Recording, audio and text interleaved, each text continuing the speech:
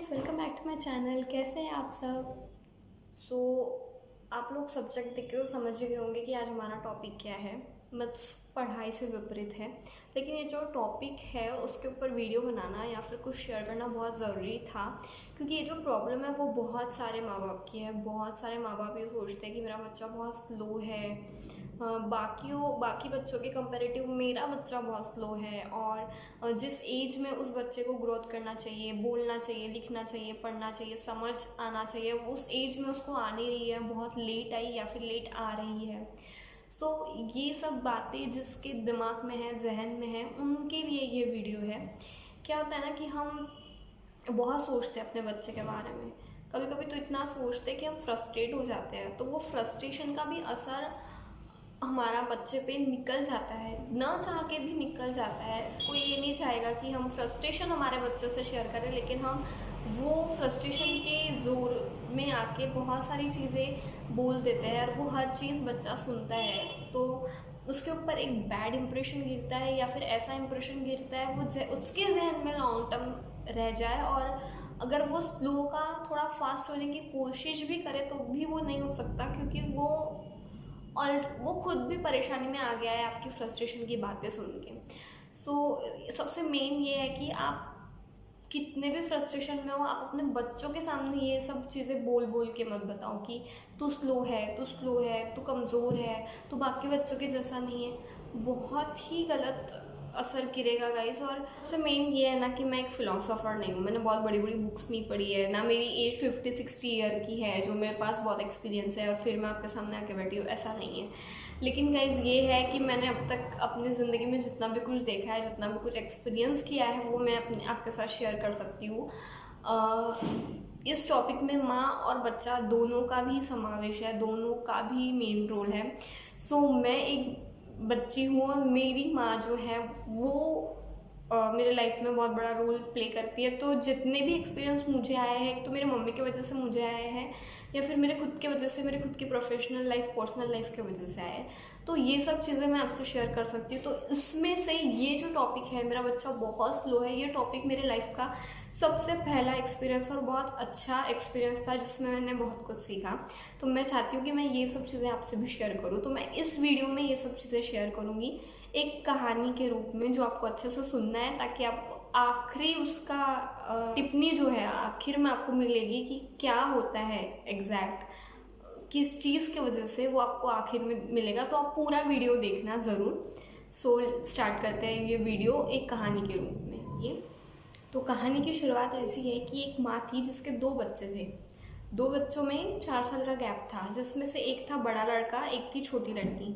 दोनों भी स्मार्ट, अपने अपने बचपन में दोनों भी स्मार्ट, गब्बू गब्बू ऐसे थे, लेकिन दोनों का स्वभाव विपरीत था। मीन्स जो लड़का था वो बहुत चंड था, बहुत शार्प था, जिस भी कंपटीशन में पार्ट लेता फर्स्ट रैंक तो आता ही आता था। बहुत चुलचुला, इतना मस्तीखोर था कि लिमिट नहीं, पागलपंती की कोई हद नहीं। और जो लड़की थी वो बहुत शांत, किसी के बीच में नहीं जाना, कोई उसके बीच में आ जाए तो वो रो देती थी। मीन्स खेलते खेलते कोई उसको परेशान कर दे तो वो रो देती थी।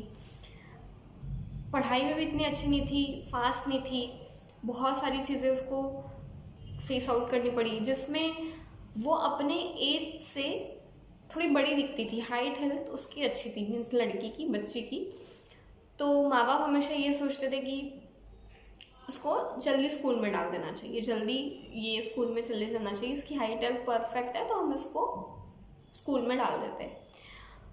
तो क्या हुआ ना कि वो स्कूल में डालने के बाद में वो बच्ची, एक तो वो बच्ची स्लो, और उसमें तुमने 2 क्लासेस पढ़ाई नहीं उसको, तो वो डायरेक्ट फर्स्ट में चले गई। तो प्रेशर उसके ऊपर पढ़ाई का, और जो चीज़ें बेसिकली उसको सीखनी चाहिए वो सीख नहीं पाई। डायरेक्ट फर्स्ट में डालोगे तो KG1 नर्सरी ये सब करवाओगी नहीं आप, और डायरेक्ट फर्स्ट में डाल दोगे तो वो बच्चे पे, कितना भी छोटा बच्चा हो, एज के हिसाब से तो प्रेशर आएगा ही आएगा। तो डाल दिया। अब प्रेशर है, पढ़ाई नहीं हो रही, और सब कुछ चीज़ें स्लो हो रही है, समझदारी स्लो आ रही है, सब चीज़ें स्लो आ रही है। और उसके एकदम विपरीत लड़की का भाई मीन्स बच्ची का भाई बहुत शार्प, बहुत टैलेंटेड, जिसमें भी पार्टिसिपेट करेगा फर्स्ट आएगा, और लड़की ऐसी नहीं, लड़की में बहुत प्रॉब्लम। तो माँ भी असमंजस में कि भाई बच्चा तो, लड़का तो इतना होशियार निकल गया, लड़की नहीं निकली, या बहुत स्लो है, या बिल्कुल समझदारी नहीं है, ध्यान नहीं रहता, भोली है, कमज़ोर है, याददाश्त शक्ति कम है, ये वो बहुत कुछ बातें। अब माँ बाप को लगता है कि हमने इसको 2 क्लास पहले डाल दिए, तो अब 1 क्लास फेल कर देना चाहिए, और जैसे फर्स्ट में है और वापस फर्स्ट क्लास को ही रिपीट करवा देना चाहिए क्योंकि उसको पहले डाला है। और लोग भी जो रिलेटिव है, आजू बाजू के लोग हैं कि नहीं स्लो है, वापस डाल दो, मराठी मीडियम में ही रहने दो, हिंदी मीडियम में ही रहने दो, इंग्लिश में मत करवाओ, ये वो। अब ये सब चीज़ें लड़की सुन रही है, बच्ची सुन रही है, सो इम्पैक्ट तो गलत गिर रहा है बच्चे के ऊपर। फिर और टीचर्स लोग जो थे, उसके स्कूल के जो टीचर्स लोग थे, वो भी यही समझते थे लड़की बहुत स्लो है, याददाश्त शक्ति कम है, तो पढ़ाई तो ठीक है जैसे तैसे हो जाती थी, या फिर बोलते हैं ना कि एक स्टैंडर्ड टेस्ट तो भी करवा के आगे बढ़ा देते थे, लेकिन एक्टिविटीज़ में पार्टिसिपेट नहीं कर सकती थी वो, क्योंकि उसका स्लो था दिमाग बाकी बच्चों से, और स्कूल में फेवरेटिज्म था, जो बच्चा अच्छा करेगा वो बच्चा आगे जाएगा, जो बच्चा नहीं करेगा वो पीछे रह जाएगा, ये था। और स्कूल का तो चलो ठीक है, बहुत सारी छोटी छोटी चीज़ें थी, लेकिन ये सब चीज़ों का असर वो बच्ची पे गिर रहा था। और स्कूल भी भाई और बहन की एक ही थी, अगर भाई कुछ अच्छा करता तो नाम होता, और बहन कुछ नहीं कर पाती या कुछ गलत करती तो वो उसके भाई को बुला के बोलते थे कि भाई तेरी बहन ने ऐसा ऐसा किया। स्कूल में भी ये सब था, तो बहुत ही बैड इम्प्रेशन बच्चे के जहन में गिर रहा था। और अब माँ बाप भी समझ नहीं पा रहे थे कि क्या करना चाहिए, क्या नहीं करना चाहिए। 4 जगह पूछते बोलते, हर रिलेटिव आता तो उसको पता चलता कि बच्ची स्लो है, ये है वो है, ठीक है। फिर धीरे धीरे समय चले गया, बीतता गया समय, बच्ची बड़ी हो गई। अब कुछ कुछ एक्टिविटीज़ में वो पार्टिसिपेट करने लग गई। जब वो एक्टिविटीज़ में पार्टिसिपेट करने लग गई तब भी उसे डर लगता था, क्योंकि उससे ऐसा लगता था कि पता नहीं मैं इस चीज़ में सफल हो पाऊँगी भी या नहीं हो पाऊँगी। फिर और आगे बढ़ता गया बच्चा। अब फर्स्ट टू फोर्थ स्टैंडर्ड तक उसकी एक स्कूल थी, और 5th के बाद भाई की भी स्कूल अलग हो गई, बहन की भी स्कूल अलग हो गई। अब असर तो ज़ोरदार गिरा था कि भाई कुछ कर ही नहीं सकते। बच्चे के ऊपर एक माइंड था कि मुझे कुछ आता ही नहीं, मुझे कुछ समझ ही नहीं आएगा, तो मैं पता नहीं क्या करूँगी, ऐसा प्रेशर था। ट्यूशन बदली, स्कूल बदला। अब इससे एकदम विपरीत जो एटमॉस्फेयर था वो दूसरे स्कूल में था, ट्यूशन में था उसकी। बहुत एंकरेज करते थे बच्ची को, जो भी टीचर्स थे बहुत एंकरेज करते, हर चीज़ में पार्टिसिपेट करने लगाते थे, हर चीज़ में। तो बच्ची के दिमाग में थोड़ा सा असर होने लग गया, ग्रोथ आने लग गई, और एक्टिविटीज़ परफॉर्म करने लग गई। वो एक्टिविटीज़ परफॉर्म करने लग गई तो उसको थोड़ा कॉन्फिडेंस आ गया। फिर उसको ऐसा लगा कि नहीं, मैं एक्टिविटी परफॉर्म कर सकती हूँ तो मैं पढ़ भी सकती हूँ। पढ़ाई में भले थोड़ी कमज़ोर थी, उसके बहुत सारे कारण थे, लेकिन एक में वो ये भी कारण था कि उसको सब स्लो स्लो बोलते थे, माँ बाप टेंशन में थे, बाकी कोई भी लोग कुछ भी बोले, लेकिन जब घर पे माँ बाप बोलने लग गए कि तू स्लो है, तो बच्ची के जहन पे तो डेंजरस असर गिरना ही था, तो वो गिरा। फिर चीज़ें चेंज हुई, 10th भी निकल गई, थोड़ा एक्टिविटीज़ में पार्टिसिपेट करने के वजह से कि नहीं ग्रोथ हो रहा है और खेल कूद में एक्टिव है इंसान, अब थोड़ा थोड़ा ध्यान पढ़ाई में भी आ रहा है। 10th भी निकला, जितना चाहिए था उतना नहीं निकला, लेकिन निकल गया। नहीं से तो अच्छा है कि निकल गया, और अच्छे से निकल गया। फिर 11th 12th में आई, 12th टॉपर पूरे लोकल प्लेस से, 12th प्रॉपर समाज में टॉपर। और यहाँ पे एक अलग जर्नी थी 11th 12th से। हाँ, और ज़्यादा टीचर्स लोग ध्यान देने लग गए, एक्टिविटीज़ ज़्यादा होने लग गई, लोगों से बात करने का तरीका चेंज हो गया। फिर कॉलेज हो गया, कॉलेजेस में भी अव्वल 75%, बीकॉम एमकॉम के दोनों की डिग्री 75%, और डेयरिंग बढ़ गई, कॉन्फिडेंस आ गया, लोग अब एडवाइस लेने लग गए कुछ कुछ चीज़ों में जहाँ लेना चाहिए था वो। और माँ बाप एकदम शौक कि बच्चे पता नहीं कैसी थी और कैसी हो गई, इतना परिवर्तन आया तो आया कैसे।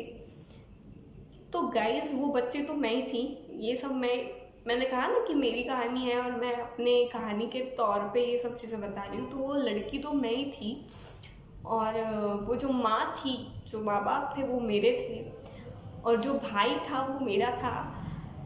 तो गाइस लाइफ में परिवर्तन तो बहुत आया, उसके कुछ सर्टन रीज़न हैं जो मैं आपको बताऊंगी कि क्यों मेरे साथ ऐसा हुआ।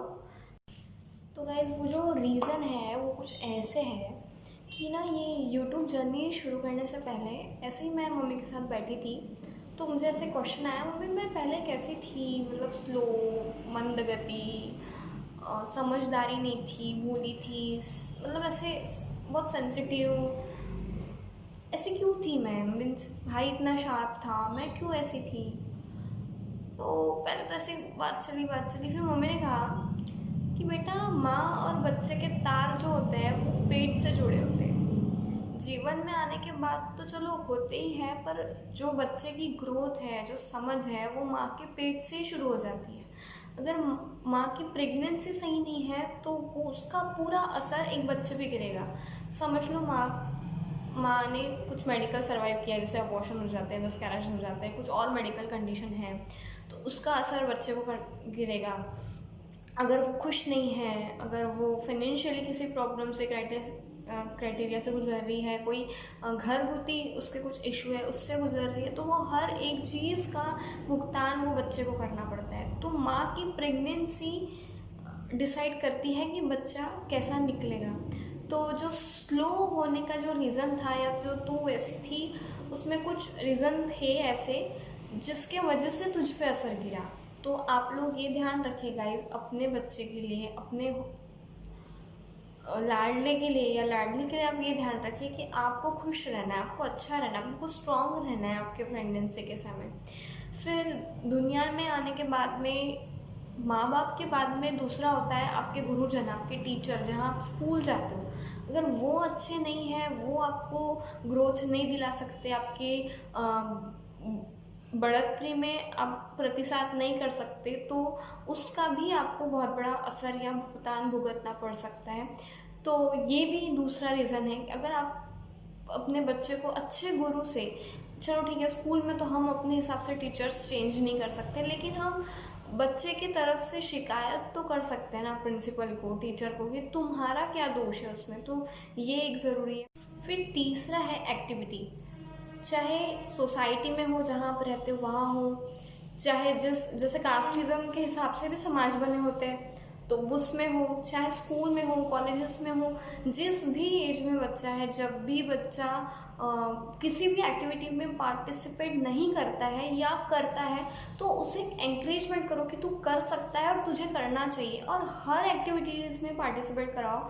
एक भी एक्टिविटी उसकी छूटनी नहीं चाहिए। हाँ, अगर उसकी मर्जी नहीं है और उसको बिल्कुल बाकी एक्टिविटीज़ में वो पार्टिसिपेट करता है लेकिन एक आधी में नहीं ले रहा है तो ठीक है, लेकिन अगर वो ले ही नहीं रहा है तो ये बात गलत है। ग्रोथ बहुत ज़रूरी है। एक्टिविटीज़ में से उसे एक्साइटमेंट आएगी, इंटरेस्ट आएगा, उसका दिमाग खुलेगा। कैसा है ना, बच्चे के लिए सिर्फ पढ़ाई सही नहीं होती। जो माँ बाप बोलते हैं ना ये तो बहुत स्लो है तो पढ़ाई नहीं करता, अरे पढ़ाई नहीं करता तो छोड़ दो, पर खेलता कूदता है तो है ना, एक्टिविटीज़ में परफॉर्मेंस तो करता है ना, पार्टिसिपेट तो लेता है ना, वो ही बच्चे को फास्ट कराएगा। पढ़ाई सिर्फ फास्ट नहीं कराएगी। पढ़ाई तो जब उसको करना है, जिस एज में करना है, जैसे 10th 11th 12th, फिर वो डिग्रीज लेगा, वो करेगा। उसको उस चीज़ के लिए आप अलग से संस्कार देना, उस चीज़ के लिए आप उसको बाद में मोटिवेट करना। अभी है उसकी ग्रोथ, दिमाग की ग्रोथ होना बहुत ज़रूरी है।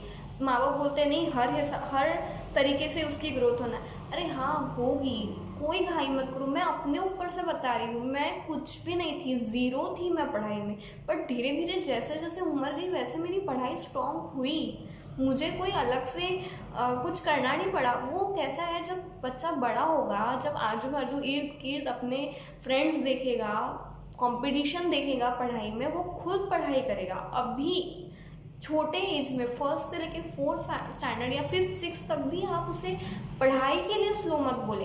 बाकी चीज़ में अगर वो पार्टिसिपेट नहीं कर रहा है तो डेफिनेटली आपका बच्चा स्लो है, लेकिन पढ़ाई में नहीं है। अपने आप वो समय लेगा और वो आपको उसका 100% देगा, ये मेरी गारंटी, ये मैं अपने ऊपर से बोल रही हूँ। और हर बच्चा ऐसा ही होता है। प्लीज़ ज़्यादा टेंशन ना ले और ना दे। Don't panic, don't frustrate. और अपने बच्चों के सामने तो बिल्कुल भी फ्रस्ट्रेट और पैनिक नहीं होना चाहिए, ये ध्यान रखें। सो कहानी का कंक्लूजन ये था कि कोई बच्चा स्लो नहीं होता है और उसमें उसकी गलती नहीं होती है। बाकी भी बहुत सारी चीज़ें ऐसी है जिसमें उसके अलावा उसके माँ बाप, उसके गुरुजन, उसके आजू बाजू की चीज़ों के वजह से उस पर ये इम्पैक्ट गिरता है। सो ये आप सब चीज़ें ध्यान रखें तो आपका बच्चा स्लो नहीं होगा और आपको कोई परेशानी नहीं आएगी। सो इस वीडियो में इतना ही। अगर आपको पसंद आया, कुछ कहना है, कुछ कमेंट है आपके, तो डेफिनेटली कमेंट करें। और अगर आपको पसंद आ रहा है, आपको ऐसा लग रहा है नहीं ऐसी नई नई चीज़ें या ऐसी कुछ चीज़ें मुझे पता चले या मैं शेयर कर सकूँ आपसे, तो प्लीज़ शेयर करें, लाइक करें, सब्सक्राइब करें और नोटिफिकेशन आए इसलिए बेल आइकॉन को क्लिक करें। और मिलते हैं नेक्स्ट वीडियो में। बाय बाय दोस्तों।